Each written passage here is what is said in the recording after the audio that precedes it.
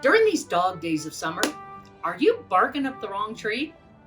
Have you ever noticed that some people are all bark but no bite? Well, you can't always teach a dog new tricks. But like a dog with a new bone, it either goes to the dog or you think to yourself, why, that dog can hunt. We all know there's more than one way to skin a cat, but we also know that cats always land on their feet. Even with 9 lives, you can still be as nervous as a cat in a room full of rocking chairs or a cat on a hot tin roof. But don't you worry, my feline friends. Tony the Tiger, he assures me that this next presentation is gonna be great. When betting on the ponies, don't back the wrong horse. I'm so excited about this next presentation. In fact, wild horses couldn't drag me away. And I would never look a gift horse in the mouth. So just hold on to your horses, or some might say, get off your high horse, because we are off to the races. So if you, like me, have used some of those expressions or idioms for the smart folks out there, I want to thank my horse, dog, and cat friends in helping me film this segment today. But now I have a new expression for you. NCPP, also known as the National Cooperative Procurement Partners, our idiom or expression is, let's just cooperate. And isn't that a good slogan to use, whether it applies to cooperative purchasing or just life in general? Let's just cooperate. Enjoy the session.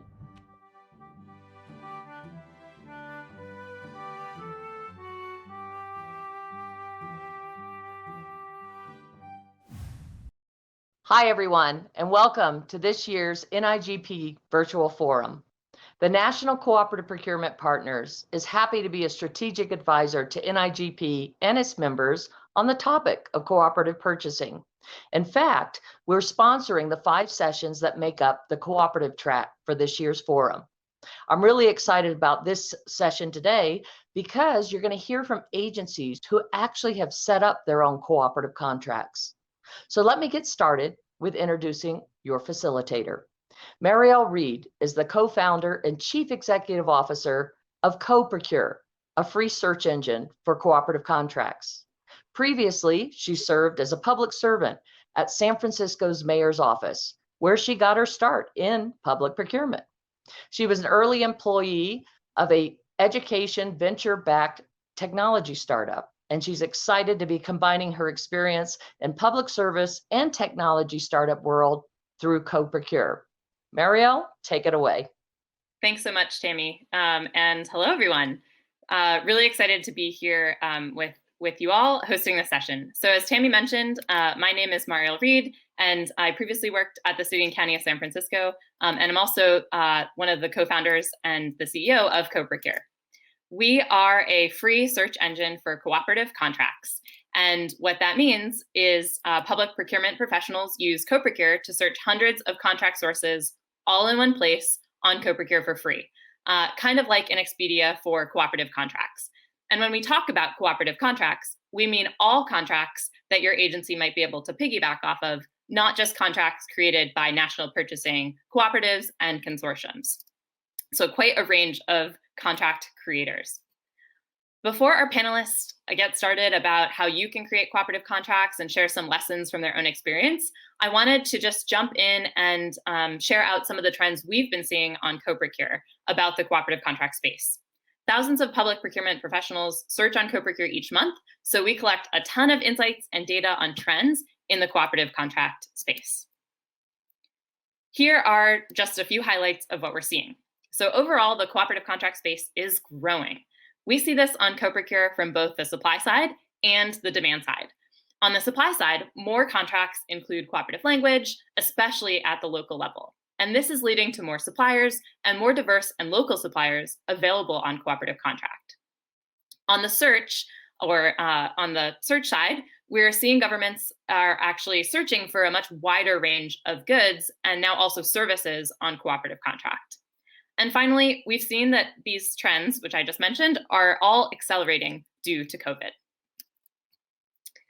So we're seeing more and more contracts being created with cooperative language, as I mentioned, And as the country's largest database of cooperative contracts, with over 100,000 contracts on the platform, 6,000 roughly added each month. One of the interesting things, I think, is only about 25% of those come from national purchasing cooperatives and consortiums. Over half originate from state entities. And that local sliver of 10% from local entities, that's one of the fastest growing slivers. So more and more entities, especially at the local level, are creating these contracts with cooperative language in them. Here are some of the most popular state and local entity contract sources. These sources have some of the most views on CoProcure.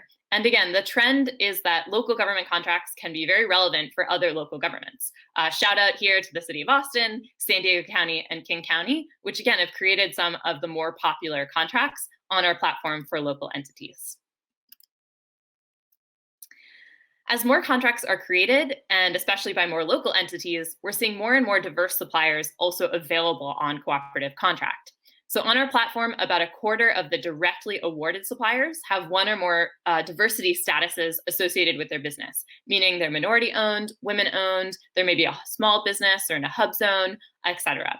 And as you'll hear today from our panelists, oftentimes they're even more diverse or local suppliers available on cooperative contracts as subcontractors or resellers too.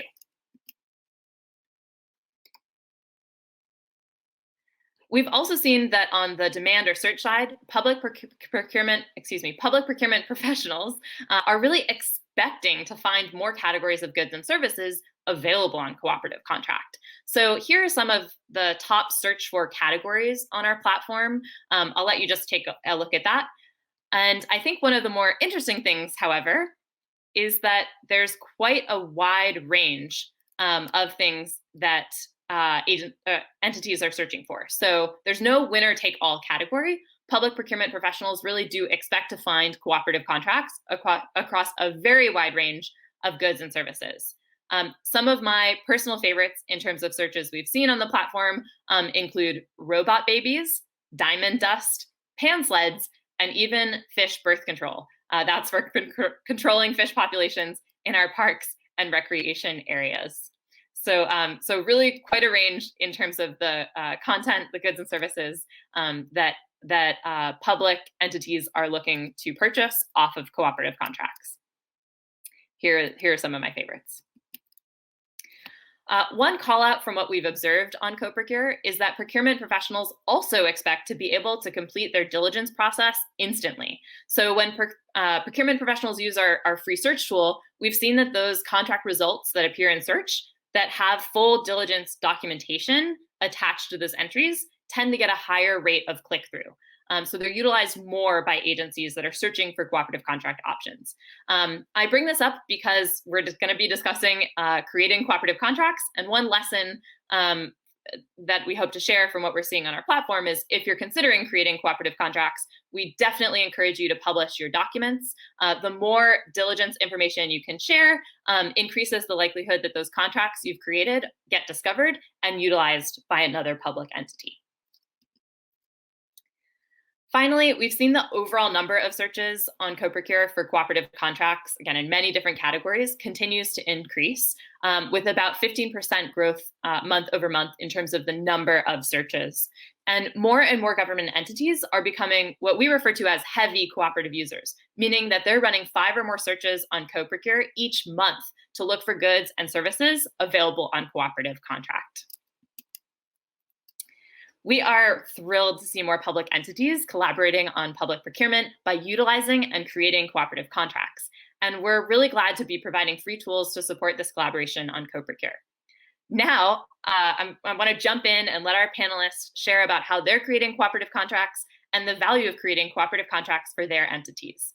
It's our hope that by the end of today's conversation, you'll not only join others across the country in using cooperative contracts, but also in creating them too. We're going to start out with a quick round of introductions where our panelists will share a bit about themselves, their government entity, and how and why they create cooperative contracts. So Keith, will you please kick us off?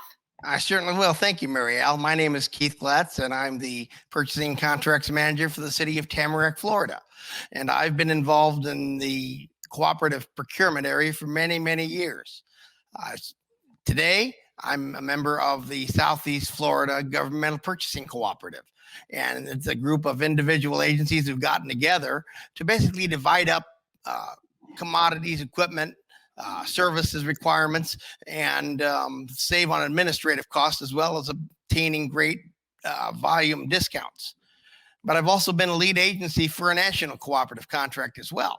And that's been a fantastic experience. And I'll have a little bit more to say about that later. But first, let's hear from Krystle.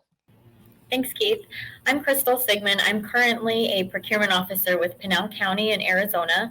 I've been in public procurement since 2015, and to me, some of the most important aspects of cooperative procurement are the maximization of procurement resources and also the reduction of the duplication of procurement efforts. Let's meet Rita. Yes, I'm with the Kansas City Regional Purchasing Cooperative.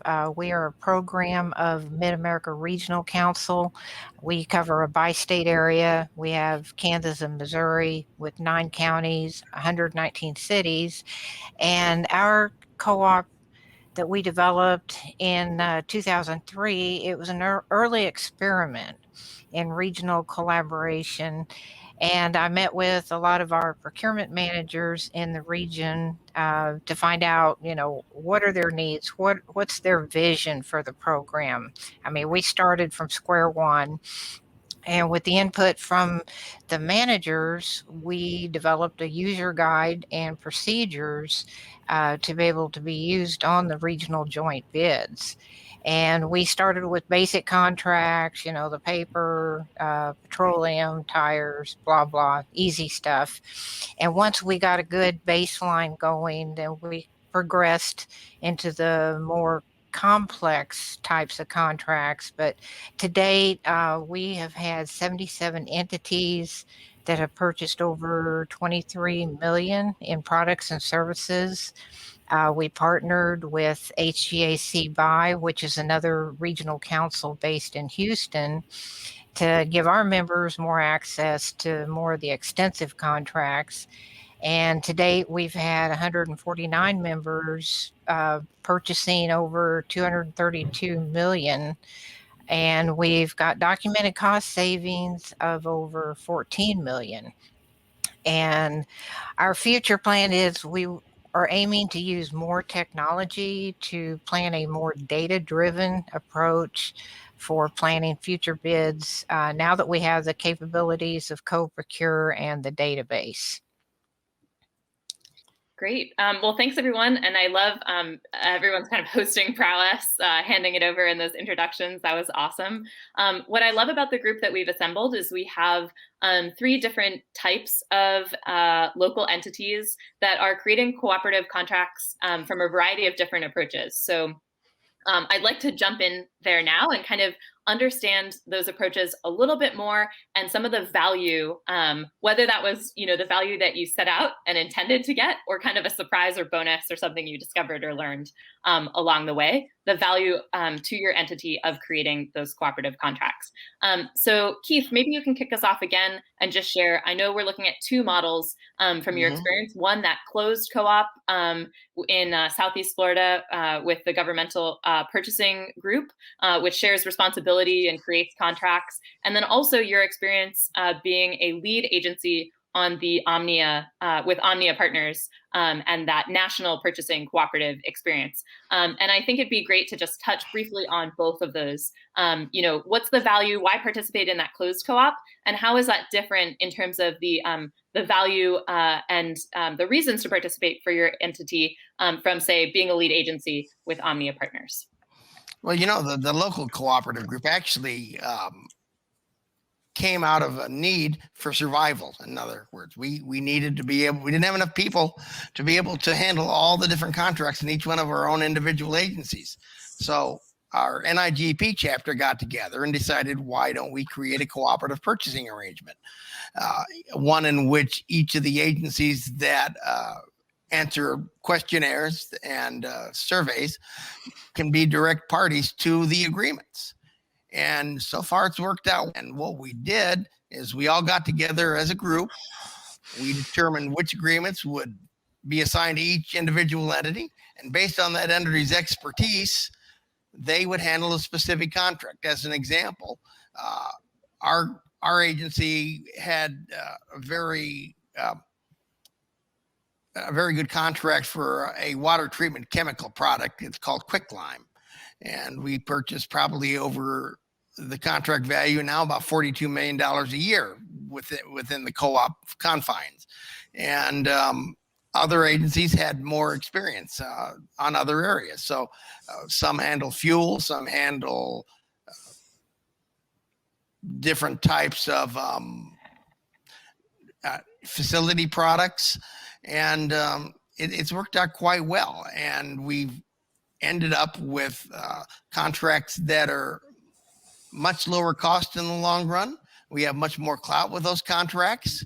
And when we need a new contract, if one of the entities comes up to us and says, we need to put out a proposal or bid for a specific type of item, would anybody here in the co-op be interested in participating in that?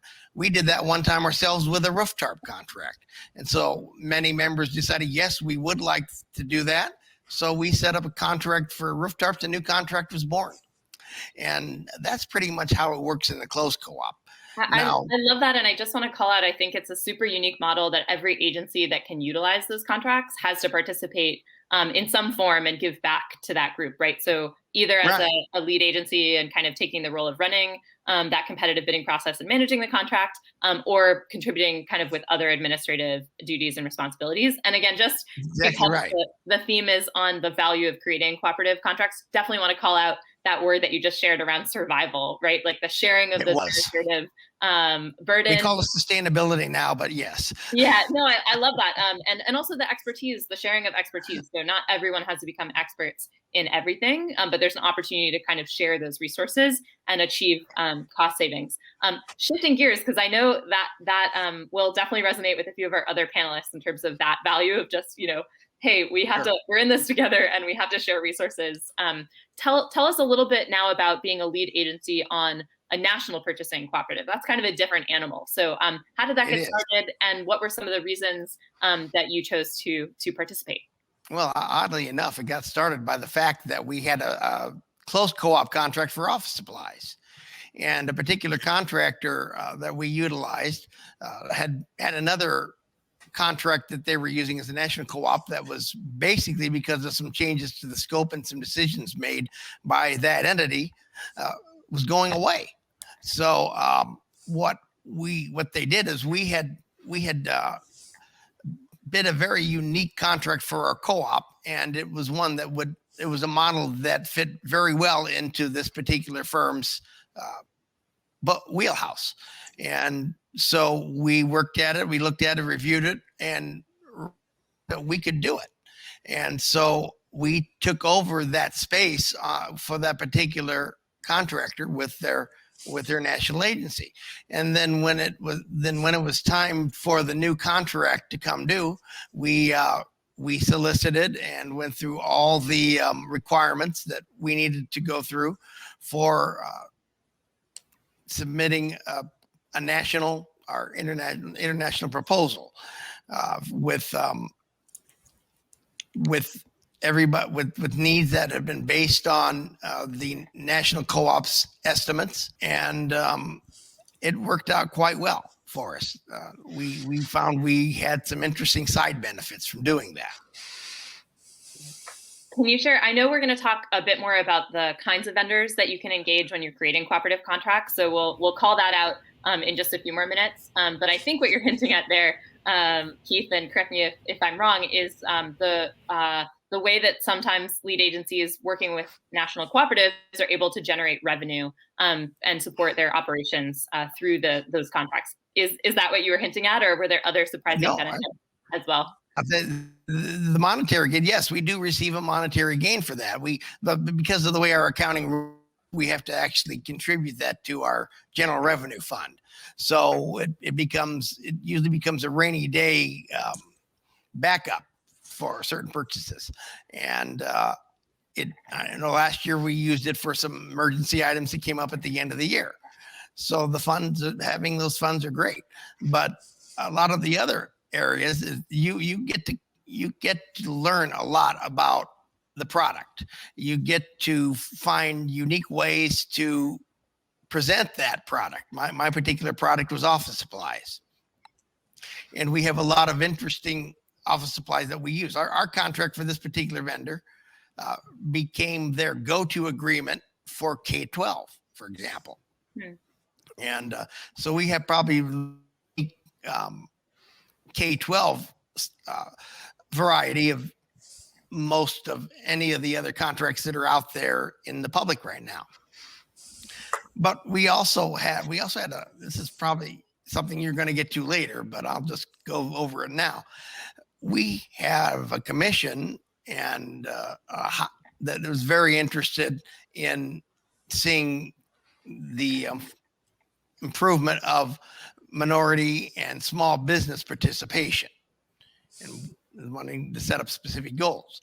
So while we may not have had a contractor that themselves met that requirement, we were able to, on a national basis, we were able to use our contract clout with that to require that they subcontract with those type of firms, for diverse firms, so they can perform such services as fulfillment of the orders or straight up delivery. Or we can have them go out to their own supply chain, identify firms that are diverse, minority, female, small businesses, and make those items from those firms available to all of the members of the National Cooperative. So you can actually make a case for meeting many of your goals through a national co-op contract, which is a fantastic opportunity for everybody. Yeah, thanks for calling that out. I think one of the things we hear a lot, at least at CoProcure, is this question of like, hey, we feel like our local entity has to choose between engaging a diverse or a local supplier and utilizing a cooperative contract. And I think our other panelists also have experience that reinforce the experience that you just shared, Keith, which is like, no, that's not always the case. Oftentimes you can utilize that cooperative contract and work with a local business or meet your diversity goals as well. So you don't necessarily have to choose between those two. We have diverse local businesses. For sure, and we're gonna dig into that more because I think both Rita and Krystle have some experience there too. I want to shift over and hear a little bit more. So Keith, you've both shared participation and generating cooperative contracts in the context of a group and as a kind of individual lead agency as well. And I think, Krystle, your model is different and I think will also resonate with a lot of our listeners. So if you could share a little bit about how the county includes cooperative language, how and why that got started, that would be really awesome. Yeah, of course. Like I mentioned in my intro, I've only been in public procurement since 2015, and I know it started long before that. So I did poke around a little, and I found contracts going back as far as 2006 that actually included our very similar cooperative language that we put in our solicitations now. And I'd be willing to bet that it goes back even farther. So we have some cooperative language that we just include in our standard boilerplate, and it's specific to an Arizona cooperative that we participate in that includes several counties, school districts, municipalities, and other public entities in Arizona, and that's in it's part of our standard boilerplate, and we try to make sure that we incorporate it into as many contracts as possible to be good cooperative partners. And I can't really speak to how that was initially incorporated and what was involved in getting that into our solicitations, but based on the amount of support that we have right now in the county from our attorney's office and other departments, and then also the support we have from our NIGP chapter, I'd be willing to bet that was a pretty simple process to get that started and to be a standard in our boilerplate. And so almost all of our solicitations and contracts include that cooperative language for our I want to highlight that because I think it's so cool and speaks to the power of just like default, like inertia and process of like getting that language in there, even if you don't know exactly or can't historically kind of trace back the moment that it was added, just makes it available on so many more contracts. And it's just kind of part of the established process, which is awesome. I'm wondering if you can share a little bit more about why do that? Like what, and you kind of hinted at it there in terms of being a good partner, but if you could dig in a little bit more around like, you know, why include that language, and what, you know, what is Pinal County kind of seen around having that language in there? Because it's not every entity that does include that language in their solicitations and their contracts. So I think a lot of them will probably be wondering, why do you do that? What seems like extra work for almost all of your solicitations and contracts? Yeah, and I mean, truly, like you said, the short of it is to be a good partner. The county, we rely on cooperative contracts to supplement our solicited contracts. The cooperatives really give us a way to maximize our internal procurement resources while still maintaining all of our compliance with our procurement code and those competition requirements. And I think just in general, cooperative contracts can really improve competition, maximize volume incentives, and like I said earlier, just kind of reduce that duplication of procurement efforts when agencies have similar needs.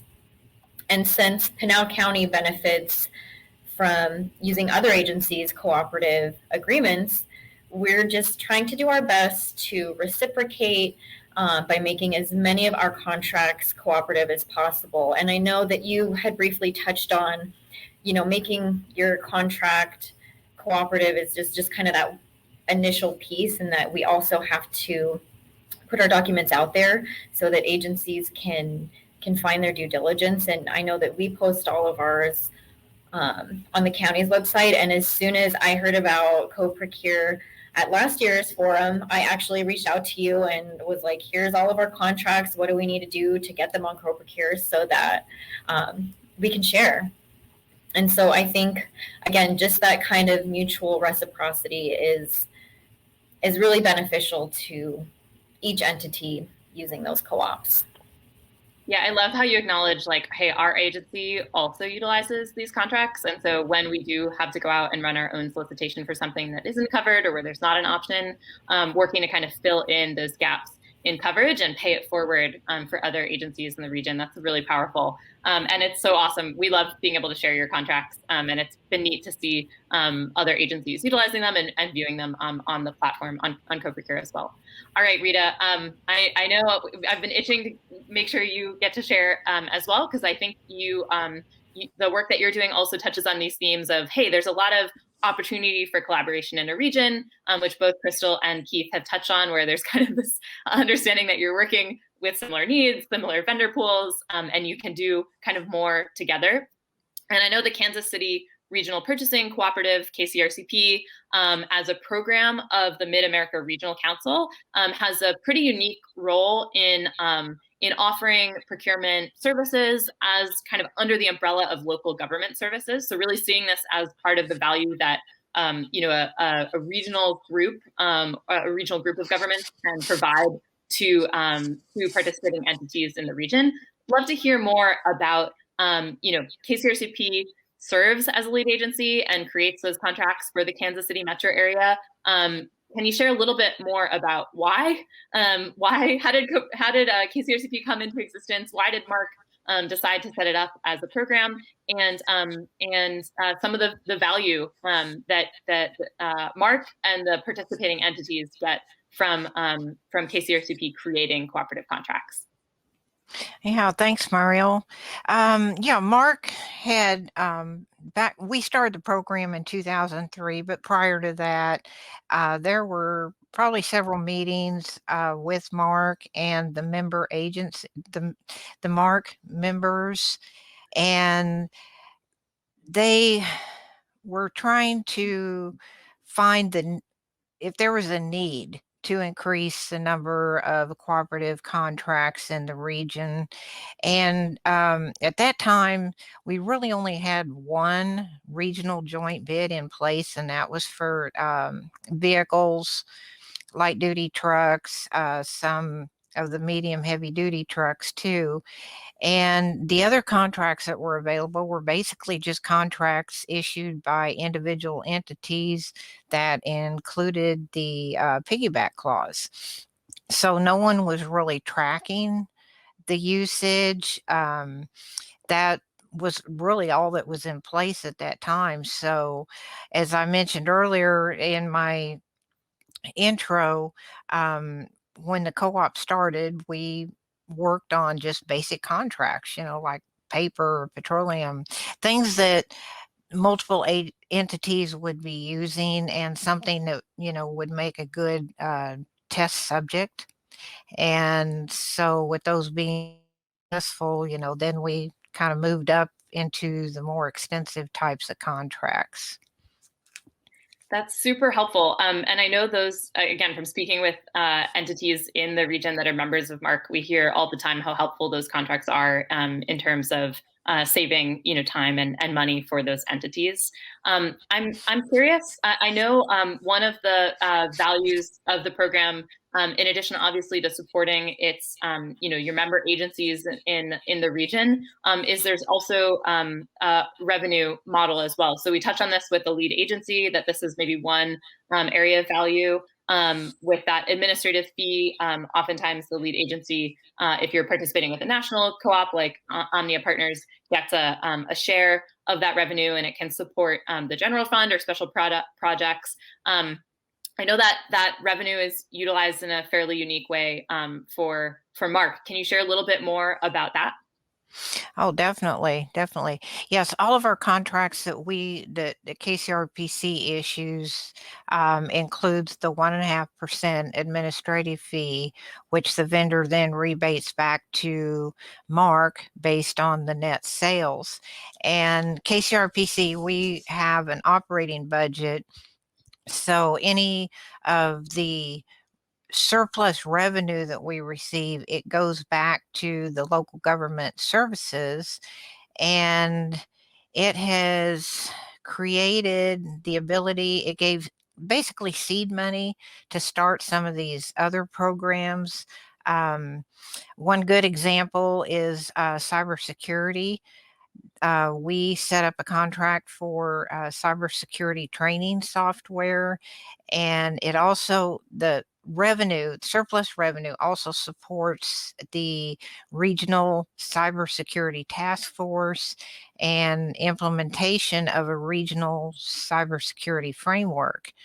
Another area that it is helping is for building and development services. This supplements services that are generally provided in-house by the small, medium-sized agencies to help with staff leave, spikes in development activity. The contract is with a nonprofit agency, and we have several cities that have signed on board with that, and they're making use of that service that's available to them. The excess revenue also supports the network and IT solutions. There was a partnership set up with a company called Civic ITC. This was a new one. I was not aware of this. Housing issues. They work on the excess revenue, supports the program that works on regional strategies to expand minor home repairs, first-time home buyers support, and community land trusts. So I believe they're actually searching for funding that would help, like a first-time home buyer. So our revenue, yes, it supports the co-op program, but it also extends way beyond the co-op program and has expanded all these other additional programs that are available to the MARC membership. That's awesome. Thanks for sharing. Yeah, I think so. Obviously, there's the spirit of collaboration and the desire to capture efficiencies, which is certainly one powerful reason to include that cooperative language in contracts and share contracts and create them together. I think we've heard some entities also see value in generating revenue. Not everyone includes fees. I know, Krystle, there aren't administrative fees written into those contracts that we're aware of. And I've talked to other agencies who either don't want to prioritize that as a reason to create contracts, or don't want to be responsible for administering it, which is sometimes a headache as well. But the revenue generation can be a motivating factor, or some additional value for local entities in creating contracts. And then I want to dig into this other one, which I think all three of you have experiences to share, which is the sort of boost to local economic development, working with vendors, and the way that being awarded a cooperative contract can be meaningful for businesses, especially local businesses or diverse and minority-owned businesses that are trying to grow their government sales. So I'd love, maybe we'll kind of go the other way this time. And Rita, if you want to start us off, I'd be curious to hear what kinds of businesses have won contracts with KCRCP, and if you want to spotlight some local and or diverse businesses that you've worked with or awarded those cooperative contracts. Sure, I'd be glad to. Yes, KCRPC, currently we have 28 suppliers under contract. 10 of those are locally based in the Kansas City metro region. 3 are WBE certified, and we just recently got one under contract that is MBE and WBE certified. So right now we have not been tracking, but we're going to continue. We do ask for that information in the bid, so we're going to start tracking these in more detail. But right now, our contracts, we do not have preferences in place. But when we do issue bids, we do go out and search the Kansas and Missouri state minority databases for any potential bidders that we might have missed. Yeah, I know one of the things that was so neat also about KCRCP was the level of responsiveness that KCRCP took to COVID, which I know has been part of many conversations at Forum and the virtual experience this year. But I know there were a couple of local suppliers that got awarded some of the PPE contracts that then got national distribution when those contracts got added to co-procure for PPE supplies. So it was really cool to see, again, more local businesses getting increased visibility and opportunities to sell into government because they were awarded those cooperative contracts. Exactly. Krystle, I want to shift over to you. Again, would love to hear more about the kinds of suppliers that you've seen in terms of when you include that cooperative language in your as a default in your solicitations and contracts. Yeah, I mean, here at the county level, we solicit and award contracts for a pretty wide breadth of goods and services. So we have a pretty wide variety of businesses that have won contracts. Our MRO, maintenance, repair, and operating supply contract has a lot of pretty local suppliers that are awarded. So that definitely helps the county keep our tax dollars, in the county. We're spending them with businesses that are in our county, and then other cities that are either in Pinal County or nearby counties and cities can purchase off those and really support our local businesses. So like local hardware stores, local car parts stores, things like that. So that's kind of one side of it. And then we also kind of have recently awarded a contract.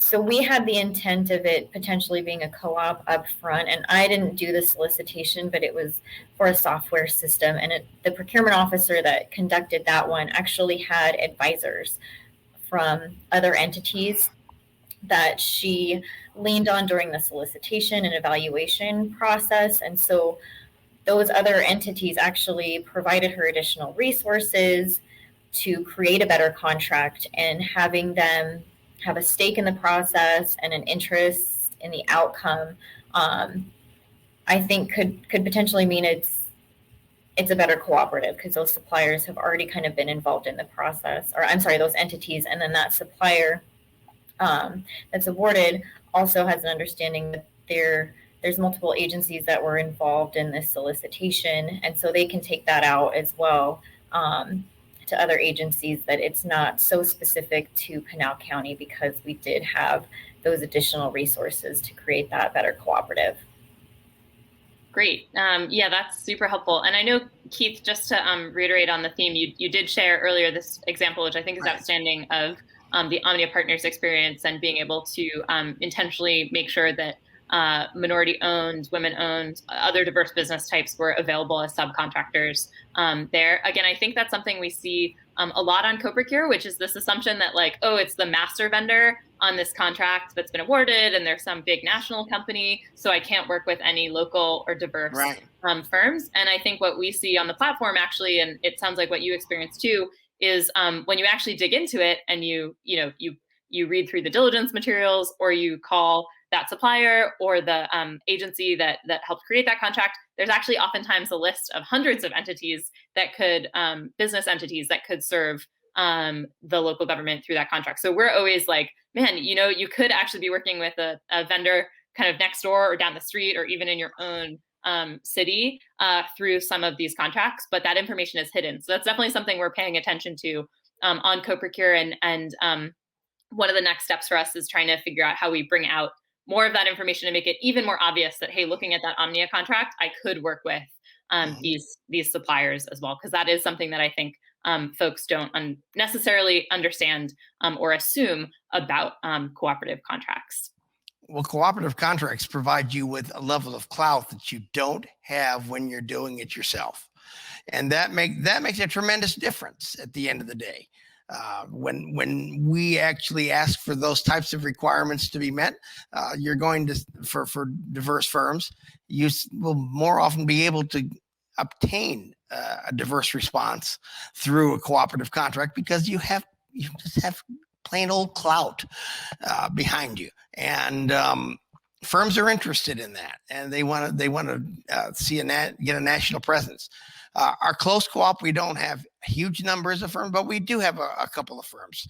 Our roof tarp firm, for example, is a female-owned business, and so we see opportunities every day in the cooperative landscape.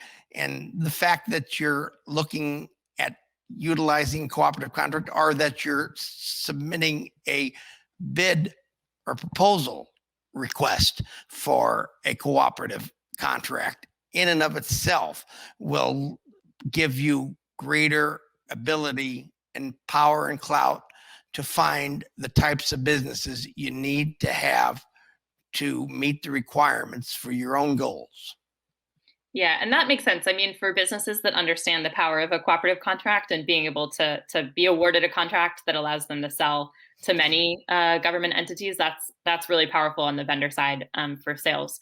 That makes me think, one of the things that we hear oftentimes from public procurement professionals is this tension of seeing value in creating cooperative contracts. So whether that's to generate revenue, to support programs or your own entity, to be a good partner in a region, or to spur kind of local economic development or meet some of these diversity and contracting goals. One of the challenges in working with vendors that comes up, though, is the vendor kind of knowledge or awareness of cooperative contracts and the cooperative purchasing space. And again, I think we've heard anecdotally, there are some suppliers that really know a lot about cooperative contracts, and some that maybe get awarded or see this clause written into their contracts and have no idea, what it is or what it means for their business. So I'm wondering if any of you want to share your own experience around how much or how involved has it been to help educate suppliers about what is cooperative contracts, what is cooperative contracting and procurement, and how to use those contracts, and homes or offices being a little bit wary of like, oh no, am I going to get bombarded with questions from suppliers about this language if I choose to include it in my contracts? Well, not necessarily. I think you'll find a great deal of success, especially believe if you utilize all the resources you can utilize. Someone mentioned that they go to their state government, or we may go to the Small Business Administration local office as well, and find a lot of those organizations are extremely willing to help you, but more importantly, they're willing to help educate the vendor community. And that's big. We get our state of Florida Office of Supplier Diversity. That's one of their primary goals is to educate the supplier community on how to respond to these types of government bids and proposals, and how to bond them or handle administration aspects. So you're getting the ability to rely on others' expertise that you didn't have by yourself.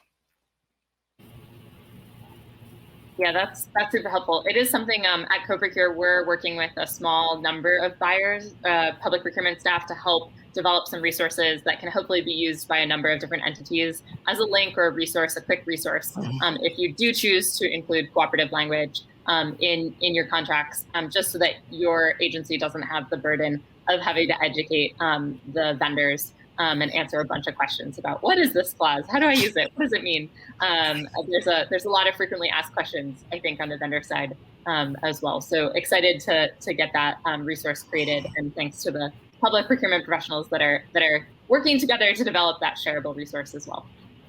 Yeah, I think that's a great idea, and I think it's especially good for suppliers who maybe are newer to government procurement, even understanding how to respond to solicitations, and then if they're awarded a contract, understanding what that cooperative language means for them and their business and other agencies. So I think that would be a great resource. Great. One of the other themes that just came up as well, beyond the ones that we've already talked about, I think, Keith, you touched on it, and Rita, I've certainly heard you talk about it over the last year as well, is that when you're developing these cooperative contracts or creating a contract that can be shared, your agency has to develop, because you have no other choice, has to develop a certain level of expertise about these the subject of these contracts. So Rita, I know this came up over the last year with KCRPC and Mark responding to COVID and the needs of agencies around PPE and other items like dry ice, which I had no idea what that was used for. So if you wouldn't mind also sharing, this seems like a benefit or a value to agencies, as well as the developing. I know public procurement professionals spend a lot of time thinking about, how do I grow in the profession? How do I learn more and develop expertise? And this feels like an added benefit of like, oh man, you're going to learn a lot. The learning curve might be quite steep, but you also help save the other agencies and kind of having to develop that expertise as well. So Rita, if you want to share a little bit about that, and I think Keith, you might also have mentioned an example or two there as well. Yeah, thanks. Yeah, on the COVID, the PPE, we had an in-house expert that had worked he was a hospital administrator, and he really helped orchestrate what was needed, defining the PPE requirements. We had a group of experts because I didn't know beans about N95s, gloves, what are we talking? And with their input, we developed the bid and was able to get several contractors in place, and it was quick. It was a very fast-tracked project, and we got the contracts posted in the CoProcure database, and when we awarded the contract, I also encouraged all of our contractors to go in and fill out their supplier profile, and just let them know that agencies are desperate. They're looking for this stuff, and the more information that they can find in the database and the ease of contacting that particular supplier was, I mean, the benefits were just huge.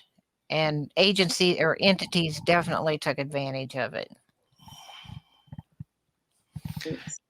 And you know, one of the things about the cooperative, especially in our close cooperative group for the chapter, was if I'm not dealing with fuel, I don't need to know much about fuel, nor do I need to know about a lot of other different things. So I can concentrate on certain aspects of the marketplace and become an expert on those markets.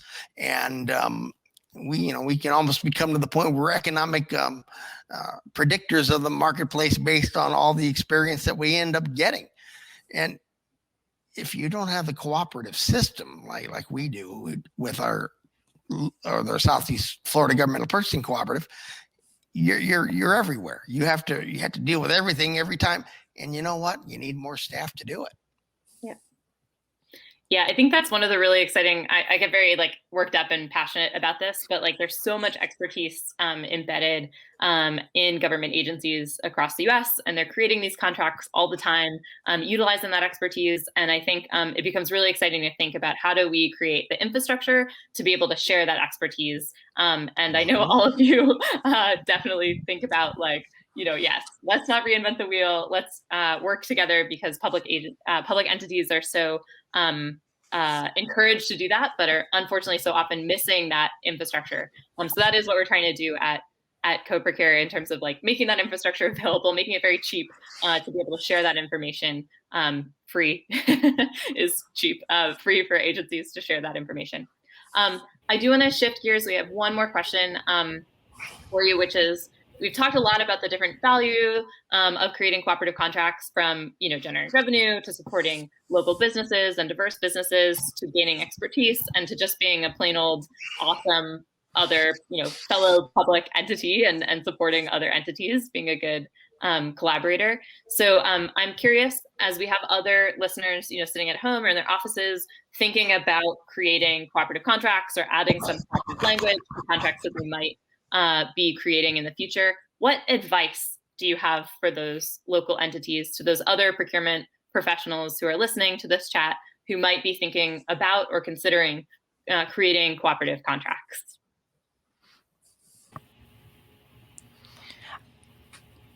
Do it. Oh, Go ahead, Please. Rita. I'm sorry.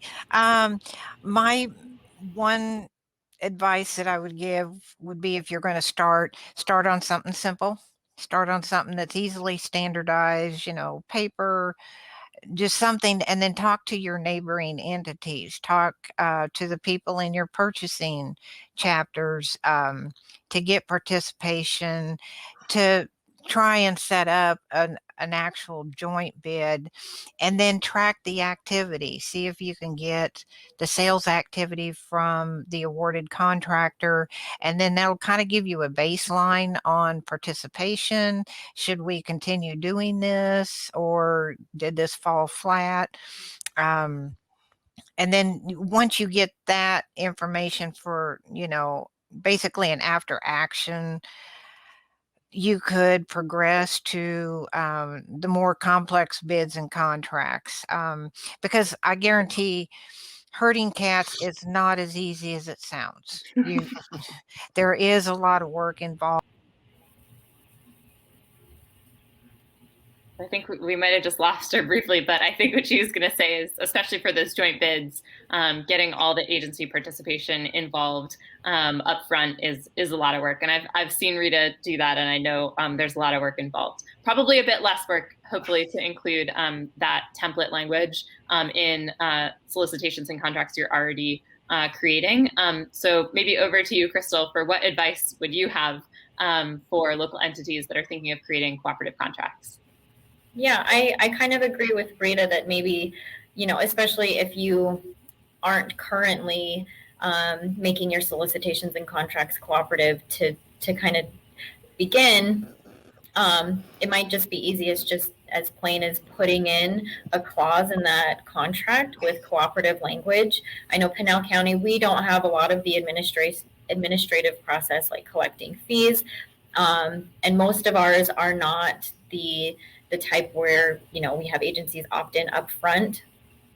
So it's really not a whole lot of extra administration on our end to just create our contract that we planned on soliciting anyways, and just adding that language because it might help out another agency in the future. And the other piece of that is just making sure that those contracts are somewhere that other agencies can find them on Cooperative. If you get them on Cooperative, other agencies can find it and then be able to use them. So I think that's my advice, is just start simple, and then as you get more comfortable and you get a better understanding of where your agency wants to go with co-op participation, go from there. Yeah, and I know we have collected some language as examples, because we also get asked, hey, if I do want to include cooperative language or a piggyback clause in my template solicitations and contracts, what does that look like? What should I take to my attorney's office, or do you have some language I can borrow? So we've taken a look at some of the contracts that are on Cooperative and just created an article that has some examples. So if you're looking for examples, from Pinal County or from other local entities around how this language, what this language looks like in practice, and how it appears, we have some of those resources on our site as well. Keith, I know you had some thoughts as well as some advice. So bring us home. Well, you need to look outside the box sometimes. And what I mean by that is look at any of your contracts as the need comes up, and you need to be putting a contract proposal or solicitation out on the street.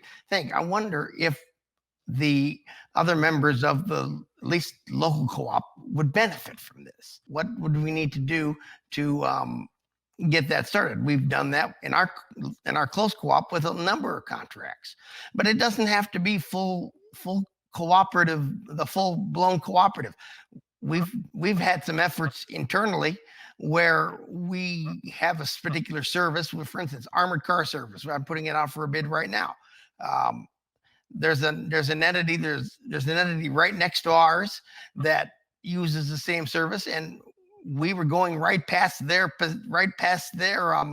facility, because we sort of surrounded their town to get to one of our other facilities. So why not include them in a joint bid? And we've done that with a number of other things. We have a crossing guard contract that encompasses several of the other entities that are directly around our city. Well, one of the other things we're starting to learn at Cooperative is there are opportunities to fill in the gaps. So, we do get all these search queries from public procurement professionals, and it's exciting to see where there are still needs, where folks are running searches and hoping, to be able to find a contract where it doesn't exist. And we're always like, man, if you do that and you end up running your own solicitation, please include co-op language in it, and then load it back on so that other agencies can use it. Because as Krystle shared too, there is a lot of benefit to being able to work together, but sometimes we don't know the right person to call, or can't predict the exact right timing to hop on. So if you can, that's great. And I know in the Southeast Florida group, and certainly in the Mid America Regional Council KCRPC membership group, those relationships are really strong. But in other regions, they might be a little bit looser. So if you can, any attempt to not reinvent the wheel is awesome. Right. Well, thank you all so much for joining this discussion, and I'm sure you'll have more questions and folks reaching out to learn more about your experiences after this. So really appreciate your time and you sharing your expertise. Thank you.